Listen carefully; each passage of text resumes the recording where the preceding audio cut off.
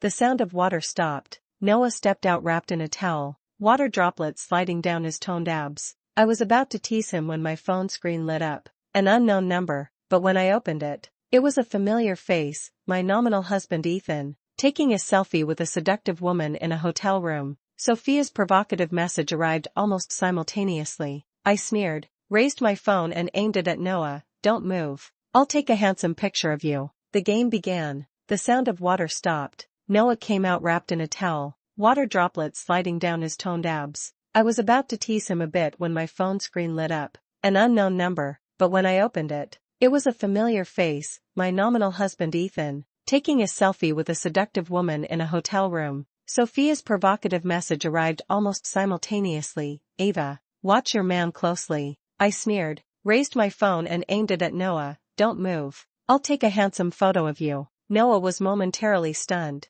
then cooperated by striking a pose, a hint of curiosity in his eyes. Click. The photo was captured. I quickly opened WhatsApp, found that arrogant unknown number, and sent Noah's photo over. "Ha. P.S. My Chishi festival is more wonderful than yours." Sent successfully. I put away my phone and looked at Noah. "Thanks. Do me a favor." Noah wiped his hair, sat down beside me, and said with concern, "What's wrong again, Ethan?" I nodded and handed him my phone to look at. He swiped the screen, his expression darkening. "This person." Noah frowned. "Sophia? You know her?" I was a bit surprised. "Ethan's secretary. Seen a few times at social gatherings." Noah's voice grew colder. "They, I didn't want to say more, just felt exhausted. The sound of water in the bathroom still seemed to linger in my ears, but the fire in my heart was almost burned out. None of this was sudden. I already knew 3 days ago. Ethan left his phone at home, and when the screen lit up,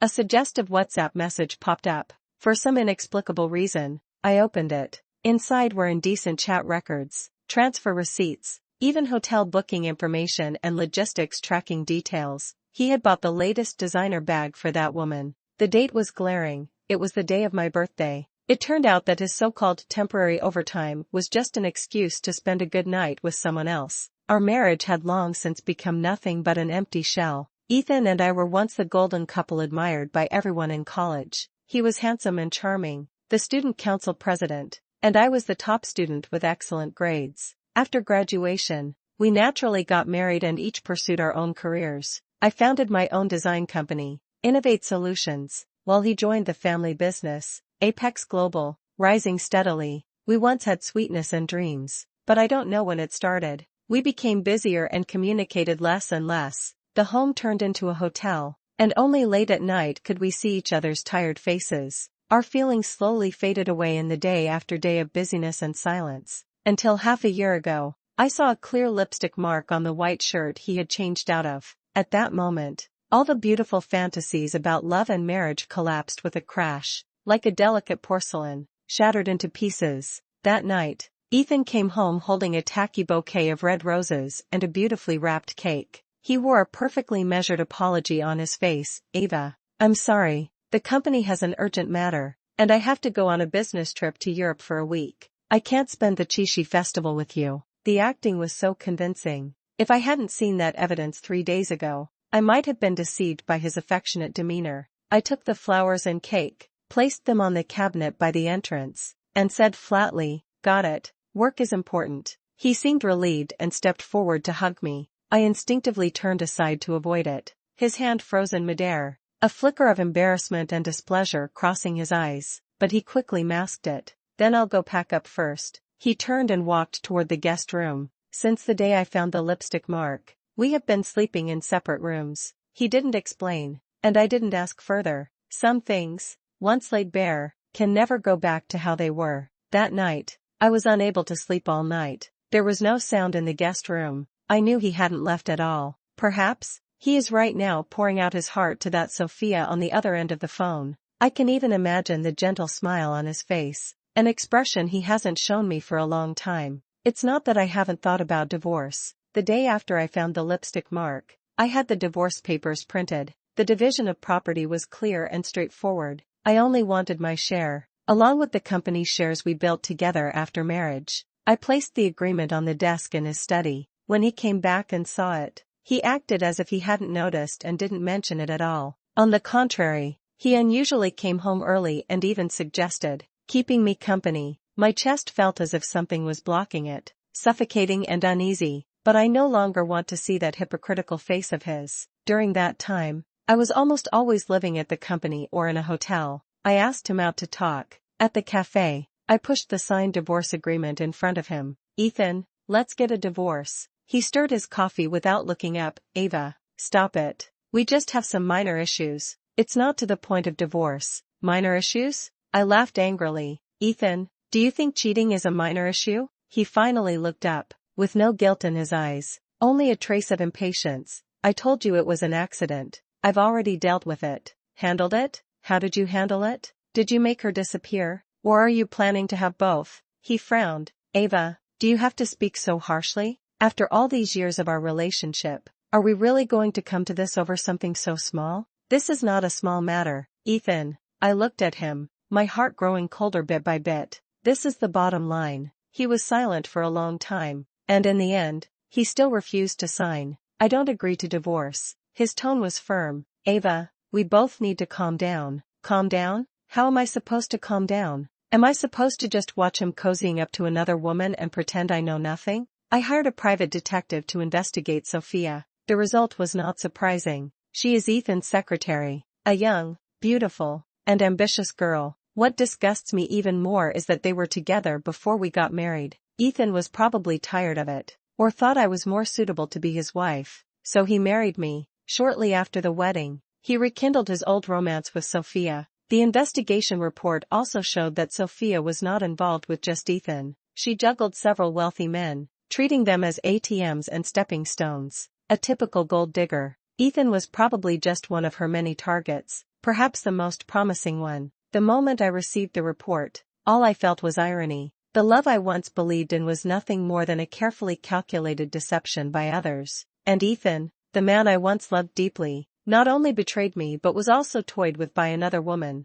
Paid point triggers the plot. The morning at the hotel always carries a kind of hangover-like laziness. Noah and I had just come out of the restaurant, ready to return to our room. The moment the elevator doors opened, the four of us locked eyes, me and the two people inside. It was Ethan and Sophia. Sophia linked her arm with Ethan's, her smile radiant like a blooming flower. But the moment she saw me, her smile froze on her face, quickly replaced by a provocative expression. Ethan's face also looked unpleasant, a mix of surprise, embarrassment, and a hint of anger at being caught. But I just smiled. I took out my phone from my bag, opened the photo Sophia sent me last night, and handed it to Ethan. Ethan, it seems your secretary is not only capable at work but also quite skilled at photography. Ethan's face instantly turned ashen. Sophia also saw the photo, her face flushing red and then pale, and she instinctively loosened her grip on Ethan's arm. I turned to Sophia, my smile deepening. However, Miss Sophia, next time before you send photos to someone else's husband, you'd better clean up your own album first.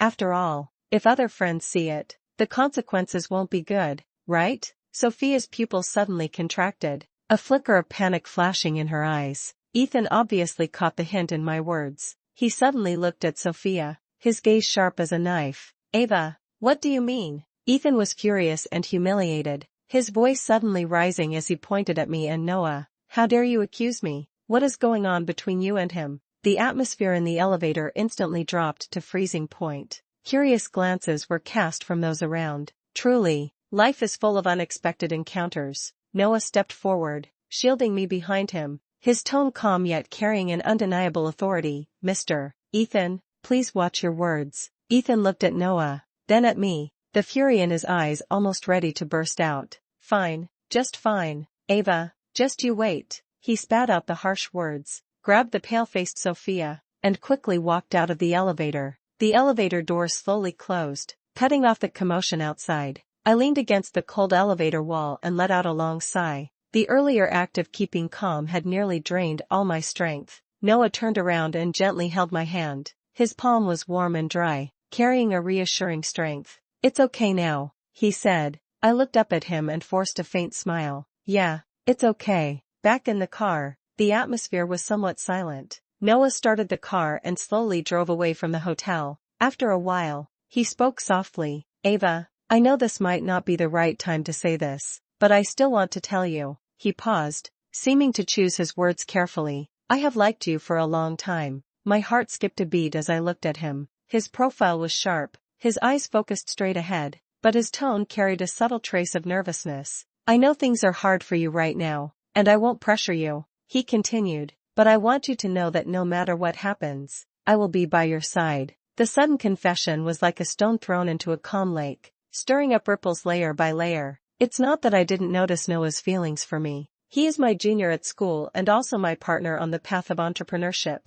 Over the years, he has quietly supported and helped me, but I always treated him like a younger brother, like my best friend. Perhaps I deliberately ignored those signals that went beyond friendship. Noah, I opened my mouth, but didn't know what to say. You don't have to answer me, he interrupted gently. I just want you to know. The scenery outside the car window rushed by rapidly, just like my chaotic thoughts. I once thought about whether I should do what those melodramas do, catch Ethan and Sophia in the act and expose their disgrace to the world. But when the moment actually came, I found it rather tasteless. Doing that would only make me feel more humiliated. What else could it possibly change? The marriage has already broken down, and love has long since vanished. I called my best friend Chloe and briefly told her what had just happened. Chloe was so angry on the other end of the phone that she was stomping. That scumbag and that bitch. Ava, just wait. I'll have someone come and take Ethan's arm off. Forget it, Chloe, I said wearily. There's no need.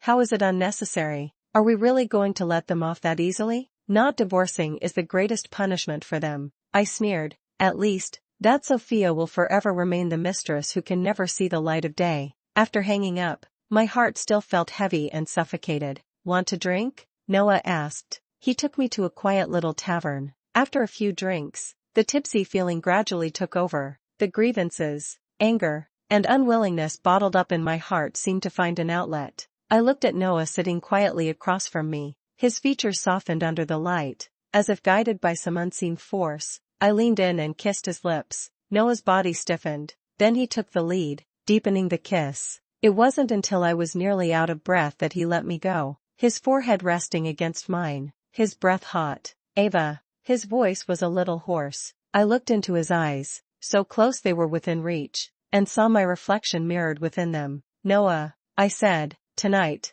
don't leave me alone. I nodded. This Chishi festival, I don't want to spend it alone anymore. Returning to the place once called home, the entrance still held the flowers and cake Ethan had given. The red roses had already begun to wilt, and the cake was left untouched. I walked over, picked up the bouquet and the cake, and without hesitation, threw them into the trash bin. Then, I took out the divorce agreement I had prepared long ago from my bag and placed it on the coffee table in the living room. This time, I would no longer give him the chance to refuse. When Ethan came back, his face was dark and terrifyingly gloomy. He saw the divorce agreement on the coffee table, and his eyes instantly turned cold. Yes, I looked at him, my tone firm. Ethan, sign it. Let's part on good terms. He picked up the agreement and tried to tear it up without even looking at it. I had anticipated this and held down his hand. It's useless, Ethan. I've already made many copies. Even if you tear this one, I have the next. His hand froze, and he looked at me with a complicated expression. Just because you saw me with Sophia this morning? He sneered. Ava, don't forget, you also have a Noah by your side. So what? I retorted. What are you trying to say? We're even, then, isn't it? He said confidently. Since you're not innocent either, let's just consider our previous accident as the past. From now on, we each do our own thing, don't interfere with each other, and continue to maintain this marriage. It's better for both of us. Each do our own thing, don't interfere with each other? I trembled with anger. Ethan, do you have any shame? I'm just stating the facts. He shrugged with a nonchalant expression. This way, it's dignified for both of us. Dignified? I felt like I was hearing the biggest joke. You call this dignified? Ethan, you really are so despicable that you make me see you in a whole new light. I pointed at the door. Pack your things and get out right now. This house is my premarital property and has nothing to do with you.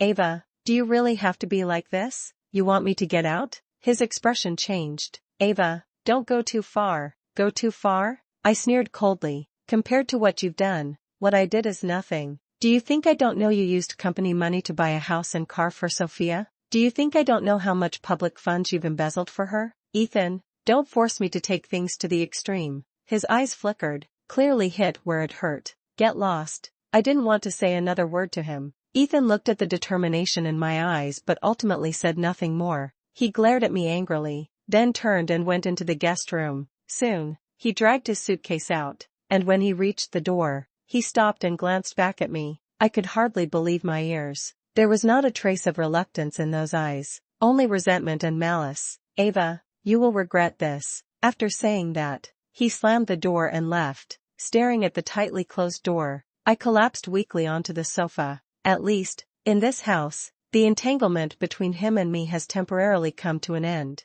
The next day, I returned home, ready to completely erase all traces Ethan had left behind. On the coffee table, the divorce agreement was still there, but he still hadn't signed it. Next to it was a note, written in Ethan's bold handwriting. Want a divorce? Wait until I get tired of it. I picked up the note, crumpled it into a ball, and threw it into the trash can. A sweet, delicate female voice came from the other end of the phone. Hello, Ethan? Why aren't you saying anything? It was Sophia. I was about to hang up when I heard Ethan's voice from the other end, tinged with impatience and a hint of boasting. Baby, I'm driving. It's not convenient to talk. He didn't hang up the phone? Did he forget? Or was it on purpose? I clenched my phone tightly, saying nothing. It was over. I could hear Sophia acting coquettish on the other end. You're so mean. I miss you. When are you coming over? That old woman didn't give you a hard time, did she? Old woman? Are you talking about me? I held back my anger and continued listening. Her? Huh. A yellow-faced hag who only knows how to work. What can she do to me? Ethan's tone was full of disdain. If it weren't for the cooperation project between her company and Apex Global,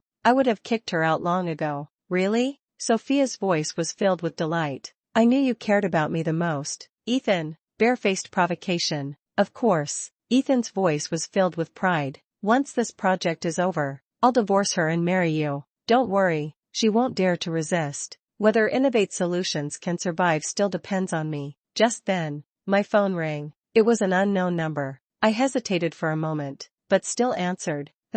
Ethan, you're so good. Sophia's voice was sickeningly sweet. By the way, that limited edition bag you promised to buy me last time. Buy. I'll buy everything for you. Ethan's tone was full of indulgence. As long as you behave. I couldn't listen to the rest of the conversation anymore. I abruptly hung up the phone, my whole body turning cold. He refused to divorce, not because of lingering feelings, nor because of so-called dignity. It was because there was an important cooperation project between me and his company. Innovate Solutions had just started, and this partnership with Apex Global was crucial to us. Once interrupted, my company is very likely to face a huge crisis. He took this project as a tool to hold me hostage. As long as the project is ongoing, I dare not easily break ties with him. Ethan, you really are amazing. I always thought he was just cheating, just being hypocritical. I never expected him to be so despicable and shameless, treating his own marriage and feelings as bargaining chips in a business negotiation. After the anger, there was a bone-chilling coldness. I realized that now is not the time to confront him completely. I can't impulsively get a divorce. At least not before finding a replacement project for Apex Global for Innovate Solutions. So that's how it was. I need time. I need a strategy. This battle has only just begun. Just as I was buried in researching new cooperation plans, the doorbell rang. I opened the door and was stunned to see the person outside. It was Sophia. She was wearing a white dress, her face adorned with delicate light makeup, looking pitiful and fragile. Fine, just fine. Seeing me, she said nothing and knelt down with a thud. Sister Ava, please, I beg you, let Ethan and me be together. She looked up at me, tears welling in her eyes. I'm pregnant with his child. I frowned, examining her flat belly. What did you say? I'm really pregnant, Sophia cried. Ethan said he would divorce you and marry me. Please, I beg you,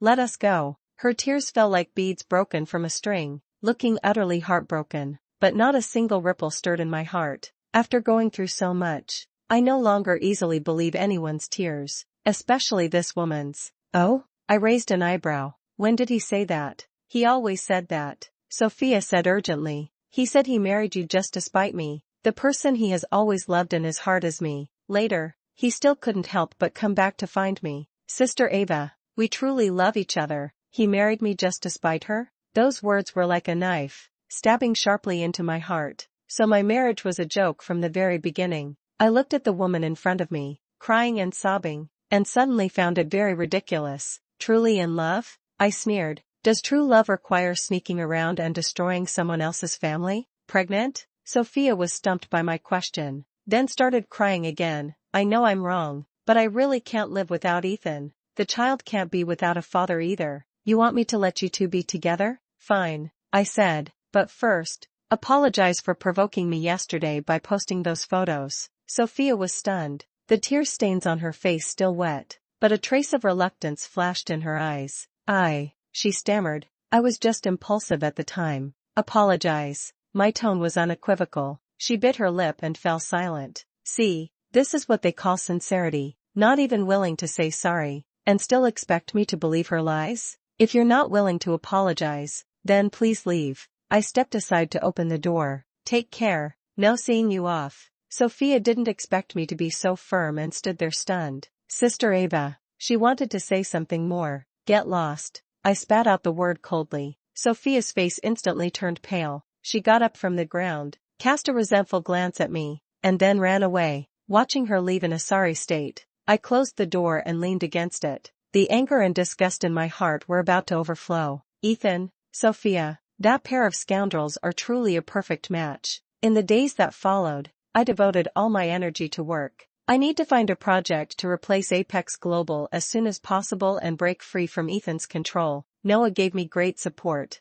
He used all his connections and resources to help me contact new partners and evaluate new projects. The team at Innovate Solutions, under my leadership, worked day and night. During this time, Noah once again expressed his feelings to me. He said he didn't care about my past and was willing to wait for me. I looked into his sincere eyes, and my heart was not without hesitation. But after Ethan's betrayal, I temporarily lost the courage to start a new relationship. Noah, I gently pushed away his hands that wanted to embrace me. Thank you, but please give me a little more time. Noah's eyes dimmed for a moment, but he still nodded. All right, I'll wait for you. I know this is unfair to him, but I can't deceive my own heart. Before completely freeing myself from the shadows of the past, I can't calmly accept new feelings. Fortunately, our efforts were not in vain. After more than a month of hard work, Innovate Solutions successfully reached a new cooperation agreement with a stronger company, Synergy Corp. The scale and prospects of this project far exceed those of the previous collaboration with Apex Global. The moment I signed the contract, a huge weight finally lifted from my heart. I am free. Ethan no longer had any leverage to threaten me. That day, I was in a good mood, so I left work early on purpose, wanting to go home and spend time with my grandmother. Just as I started the car, Noah's call came through, his tone extremely anxious. Ava, something's wrong. Your grandmother had an accident. My heart sank suddenly. What happened? It's Sophia. She somehow found your house and provoked Grandma. Grandma is now in the hospital fighting for her life. My mind went blank, and blood rushed to my head in an instant. Sophia, it's her again. My hands gripping the steering wheel trembled uncontrollably as I rushed to the hospital at top speed. Outside the operating room, Mom and Dad paced anxiously, while Noah stood nearby, his face grave. Seeing me, Mom immediately came over, her eyes red-rimmed. Ava, you're finally here. Your grandma. Mom, how is Grandma? My voice was trembling. She's still in surgery. The doctor said the situation isn't very good, Mom said, tears streaming down her face. Just then, I saw two people standing at the end of the corridor, Ethan and Sophia. Sophia's face was streaked with tears, looking pitiful, while Ethan stood anxiously by her side, trying to comfort her. Fury instantly consumed my reason. I rushed over and slapped Sophia hard across the face. The crisp sound echoed through the silent corridor. Sophia fell to the ground, clutching her face, looking at me in disbelief. Ethan snapped to attention and immediately stood in front of Sophia, glaring at me. Ava, are you crazy? Boom. Am I crazy? I pointed at Sophia on the ground, my voice trembling with anger. She went to my house to provoke an 80-year-old man. Because of her, my grandmother's life is now hanging by a thread. Tell me, who's the crazy one? As I spoke, I raised my hand to strike again, but Ethan firmly grabbed my wrist. Let go of me, I struggled. Enough, Ethan growled. If you have something to take it out on me. Don't touch her. Still defending her? At this moment, he's still defending the woman who harmed my grandmother? I looked at Ethan, my heart shattered, fueled by rage. I mustered all my strength and slapped Ethan back. You get lost too. Ethan turned his head away after being hit, his face burning with pain. He looked at me, his eyes complex, filled with anger, shock, and a faint, barely noticeable, guilt. Noah stepped forward in time, pulling me aside and gently comforting me. Ava, calm down. Don't let yourself get too upset. Smack. I leaned against Noah, my body trembling uncontrollably. Mom and Dad also came over to hold me back, telling me not to act impulsively. Dad sighed and said to Ethan, Ethan, you take her away first. You're not welcome here. Ethan looked at me, then at Sophia on the ground, and finally helped her up, preparing to leave. When he came up to me, he paused for a moment and whispered to my parents, Uncle, Auntie, I'm sorry. Then, he took Sophia and slunk away. The doctor finally came out of the operating room. He took off his mask and told us that Grandma was temporarily out of life-threatening danger, but because of her old age and the severe shock, her condition was still unstable and she needed to be monitored in the ICU. My heart aches unbearably. If I had dealt with things with Ethan earlier, if I could have protected my family, Grandma wouldn't have suffered like this. I looked through the ICU glass window, watching Grandma, hooked up to countless tubes and barely clinging to life, tears silently streaming down my face. Mom and Dad comforted me beside, telling me not to blame myself. Noah quietly stayed by my side, handing me tissues and gently patting my back. I told my parents to go back and rest first. Noah and I would stay here. After seeing my parents off, I told Noah to go back as well. You should go back, Noah. I'll stay here. I'll stay with you, Noah said firmly. I looked at him, a warm feeling swelling in my heart. Don't thank me. We sat on the bench outside the ICU, silent through the night. Early the next morning, I had just dozed off for a moment when I was awakened by the sound of footsteps. He looked much more haggard, with heavy dark circles under his eyes and an unshaven beard. He carried a thermos and walked up to me. Ava, I brought you some porridge. I ignored him. It's all my fault. He sat down beside me, was silent for a moment, then spoke with difficulty. Ava, I'm sorry. Grandma's situation is my fault. I already made it clear to Sophia yesterday. We're completely over. He looked at me, a hint of pleading in his eyes. Ava, I know I was a jerk before and did a lot to hurt you, but I truly realize my mistakes. Can we start over? Ethan, I looked at him, my tone as cold as ice. Do you think that's possible? Why is it impossible? He said urgently. I can change. I swear I will never do it again. It's too late. Ethan, I interrupted him. It's all too late. From the moment he betrayed me, there was no turning back. Moreover, he indirectly hurt my dearest grandmother. This hurdle, I will never be able to overcome. I will have the lawyer send you the divorce agreement. I stood up, not wanting to say another word to him. Sign it. This is the last bit of dignity we can preserve between us. Thank you, Noah. After saying that, I turned and walked toward the ICU visitation window, no longer looking at him. Ethan stood behind me for a long time, and in the end, with a look of desolation, he left. Watching Ethan's departing figure, I felt no ripple in my heart, only a cold emptiness. It was Ethan. Does he really think that an apology and a severance of ties can erase all the pain? How naive. Sophia hurt Grandma, and I will make sure to settle this score. I contacted the private detective again, and this time, I wanted to investigate more thoroughly.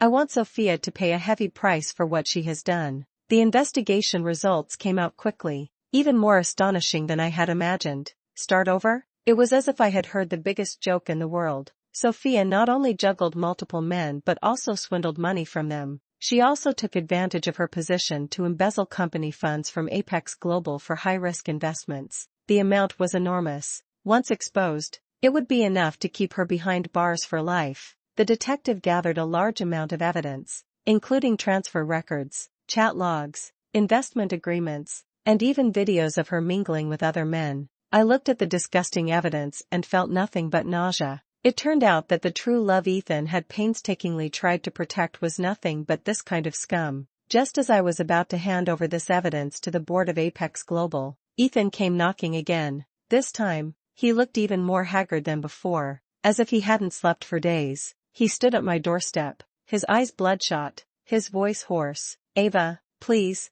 give me one more chance." He spoke almost pleadingly. "I really know I was wrong. I was blinded by desire. I can't live without you, without this home." He tried to grab my hand, but I dodged away. "Ethan, there's nothing left to say between us." I looked at him coldly. "No, Ava, listen to me." He became emotional. "After all these years together, does it really have to come to this? I know you're still angry with me, but as long as you forgive me, I'm willing to do anything." "Anything?" I asked. "Yes, anything." He nodded vigorously. "All right then," I said. "Go sign the divorce papers now." Ethan's face instantly stiffened. He looked at me, the pleading in his eyes slowly turning into despair, and finally, into a trace of ruthlessness. "Ava, do you really have to be so heartless?" He gritted his teeth and said, "Don't forget, the cooperation between Innovate Solutions and Apex Global isn't over yet. If you dare to divorce me, I'll immediately cut off the partnership.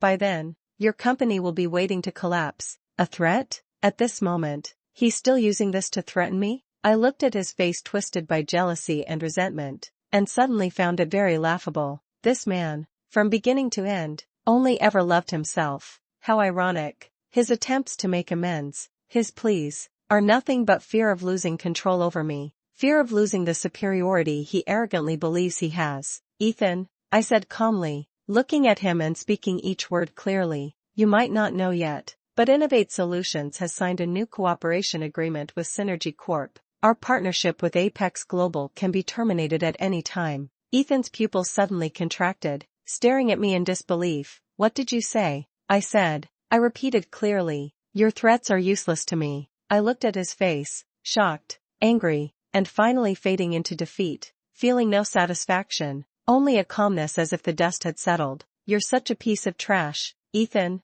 I said. This was my final judgment of him. Then, I took out my phone and, right in front of him, sent the electronic file containing all the evidence of Sophia's crimes to both Ethan's personal email and Apex Global's corporate email. "This is the last gift I'm giving you." After doing all this, I closed the door, completely cutting that man off from my world. I went to the hospital to see Grandma. She hadn't woken up yet, but her vital signs had stabilized. I held her wrinkled hand, my heart filled with guilt and sorrow. Noah came, bringing the snacks I loved to eat. He quietly stayed by my side, not asking much. "Is everything taken care of?" he asked softly. "That's good." He ruffled my hair. "Don't worry, everything will be fine." He told me that while I was busy replacing the project, he was secretly gathering negative information about Apex Global, preparing to deliver a fatal blow to Ethan if necessary. "But it seems like it won't be needed now," he said with a smile. I leaned on his shoulder, feeling the warmth and reassurance he brought. The nerves that had been tense these days finally relaxed. Unconsciously, I had actually fallen asleep. When I woke up again, it was the news notification on my phone that startled me awake. Apex Global Group suspected of massive financial fraud. President Ethan has been taken into police custody. The news reported that Apex Global's internal employee, Sophia, embezzled company funds for illegal investments, causing the company's cash flow to collapse and pushing it to the brink of bankruptcy. At the same time, a large amount of evidence exposing Apex Global's tax evasion was revealed, and Ethan, as the company's legal representative, cannot shirk responsibility. Sophia has been officially investigated by the police for suspected embezzlement and commercial fraud, and is likely to face imprisonment. Faster and more thorough than I expected. Evil will be punished by heaven. Ethan and I went to the Civil Affairs Bureau to handle the divorce procedures. He was wearing a wrinkled suit, his hair messy, and his eyes full of hatred. Seeing him like this, I finally understood that his so-called attempts to win me back and his pleas were nothing but a last-ditch strategy. He didn't regret hurting me.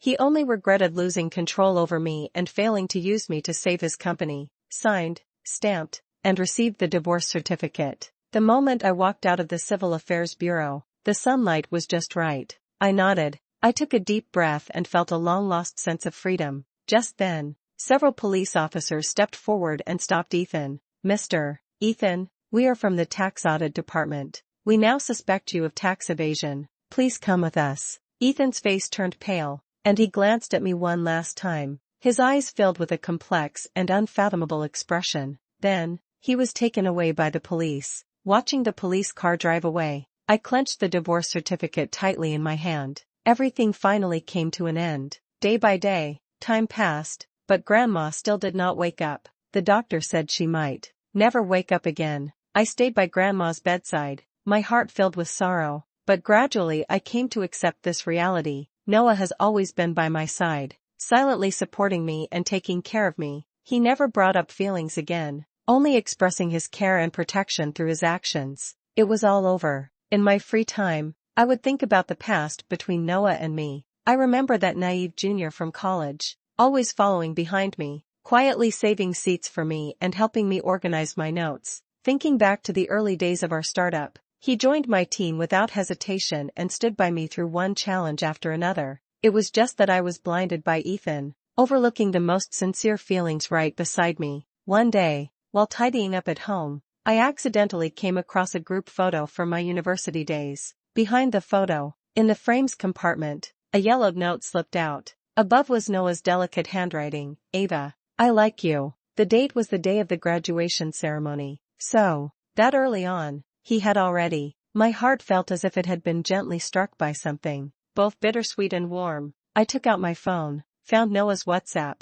and typed a message with just one number, 1. Almost immediately, Noah's call came through. "Ava?" His voice carried a faint trace of nervousness and anticipation. "I'm home," I said. There was a few seconds of silence on the other end of the phone, then the sound of hurried footsteps came through. "Wait for me. I'll be there right away." In less than 10 minutes, Noah appeared at my doorstep, out of breath, with fine beads of sweat on his forehead. He looked at me, his eyes burning with intensity. "Ava." He stepped forward and held me tightly. "I like you. I've always liked you." I hugged him back, burying my face in his chest, feeling his strong heartbeat. "I know," I said, my voice choking slightly. "Noah, thank you for always being there." He held me even tighter, as if trying to meld me into his very bones. "So, are you willing?" His voice trembled slightly. I looked up, met his eyes, and nodded. "I am willing." It turned out, he had always been there. Noah's eyes lit up instantly. He lowered his head and kissed me deeply. "It's Chishi Festival again this year." Noah and I are cuddled up on the sofa watching a movie. Outside, it's drizzling, while inside it's warm and quiet. Halfway through the movie, Noah suddenly stood up and took a velvet box out of his pocket. He knelt on one knee, opened the box, and inside was a diamond ring with a simple yet dazzling design. "Ava." He looked at me, his eyes gentle and resolute. "I know it might be a bit early, but I want to tell you that I hope you will be part of my future." I looked at him, my eyes slightly moist. I reached out my hand. "Sent." Noah picked up the ring and gently slipped it onto my ring finger. The size was just right. You. The rain outside pattered softly, while the lights inside were warm and bright. A new life was slowly unfolding. This time, I believe it will be the beginning of happiness. This time, I did not push him away.